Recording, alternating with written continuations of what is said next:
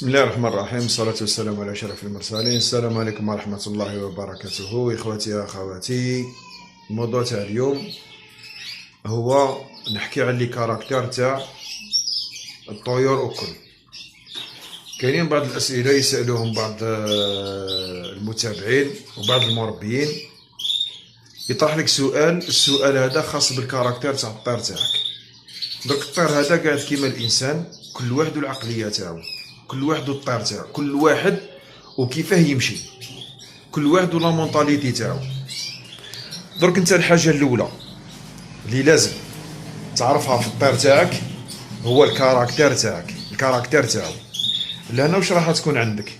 راح تكون عندك قوه الملاحظه، حكى عليها خونا عبد الحكيم في لاباج تاعو تاع الفيسبوك، وحكى عليها في لاشين تاعو تاع اليوتيوب. تكون عندك قوة الملاحظة. قوة الملاحظة هذه اللي يحكي عليها هو انك تقدر تديكوفري الطير تاعك باللي راهو مريض، هذه وحدة. وتقدر تعرف الكاركتير تاع كل فمالة عندك.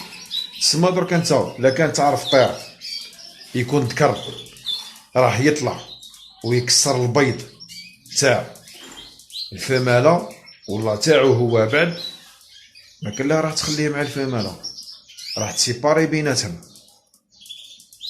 هذه حاجة الأولى. الحاجة الثانية، كاين مال تلقاه يطعم الفمالة وهي في العش وهي حاضنة، تلقى الفمالة ما تنوضش خلاص. لهنا حتى الطيارة ما تخافش عليهم، راهو هو يطعمها وهي تطعم الطيارة. وكاينه فمالة اللي تعود صامتة ما تنوضش خلاص من العش، تكون حنينه بزاف. لكن لقيت المال ما يطعمها ما يحوس عليها، لهنا لازم تتدخل وكل مره تفيريفي الطيور تاعك، كل مره تفيريفي الفراخ تاعك اللي في العش. كيما نفيريفيو البيضه كي نخافو تعود تلصق في العش من الرطوبه، نفيريفيو تاني الفراخ اللي مفقصه جديده، لانه الطير هذا راهو في القفص، راهو ماهوش في الطبيعه. كي يعود برا في الطبيعه خلي الطبيعه هي اللي تتخذ المجرى تاعها، بصح كي يعود في القفص ماهيش الطبيعه هي اللي راح تتخذ المجرى تاعها، انت هو اللي مسؤول على الطير هذا. كاين مثلا انك الفراخ تاعك اللي مفقصه جديده لازمك دير لها دو فوا في اخر النهار تاع افانتيا. يتدخل بعض المربيين من نوع خاص، يتدخل بكل صرامه ويقول لك خلي الام هي اللي توكل، ويدخل لك في حقوق الانسان، ويدخل لك في منظمه كيف اسمه حمايه الحيوانات وما نعرف واش. هذا اللي هنا المربي هذا واش راح نقول له؟ راح نقول له يا اخي من فضلك تبعنا كيما ننصحوك، وخلي التدخل تاعك هذا ليك من الاخر، لانه يتدخل بواحد الطريقه اكبر دلاله على انه بالك يعني صفر خبره. مانيش قاعد نحكي من ناحيه كبر، راني قاعد نحكي في مصلحه بعض المربين اللي قادرين ينساقوا وراء تعليقات تافهه. صدقوني غير كاينين مربيين انا قعدت معاهم حكاو لي باعترافات اني كنت نتبع فلان ودانا للواد من الاخر. خاوتي كاين بعض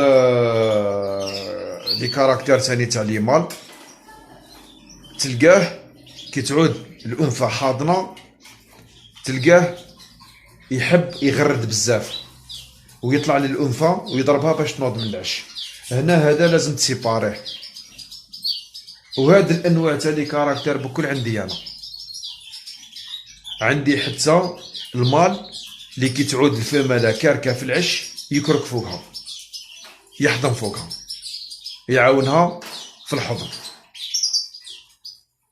هذا مليح مع الفمالة اللي تعود ما تحضنش بزاف، يبروفوكيها باش تولي تهضم. هذه هي الفايدة باش تكون عندك قوة الملاحظة. عندك في النهار على الأقل إلا كان عاد عندك الوقت ما فيها والو كي تخصص نص ساعة صافي بليزير كي تقعد مع الطيور تاعك وتبقى تلاحظ في الطيور تاعك.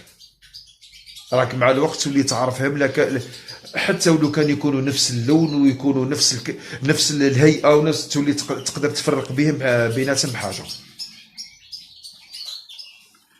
هذا خاوتي الموضوع تاعنا تاع اليوم، هو موضوع مهم جدا وموضوع يخليك تكتسب خبرة كبيرة بزاف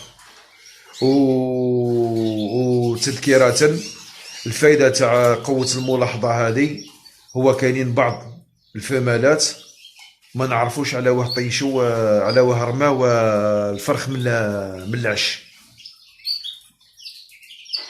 برا في الطبيعة. إلا كان طاح الطار من العش ما يقدروش يردوه للعش. هنا في القفص انت تقدر تردو وتقدر تعرف السبب علاه، يا اما يكون مريض، يا اما تكون الانثى حبت تنحي له الحجل يعني الخاتم، يا اما المهم تقدر تتدخل. هذه كانت اخر حاجه. ما تنساش الاشتراك بالقناه، تفعيل زر الجرس وتدعيم القناه بسر جام، وبارطاجي الماكسيموم باش يوصلوا المعلومات تاعنا للاصدقاء المربيين. سبحانك اللهم وبحمدك اشهد ان لا اله الا انت استغفرك واتوب اليك. السلام عليكم ورحمه الله وبركاته. ما تنساش تفعيل الجرس والاشتراك بالقناه والضغط على زر جام.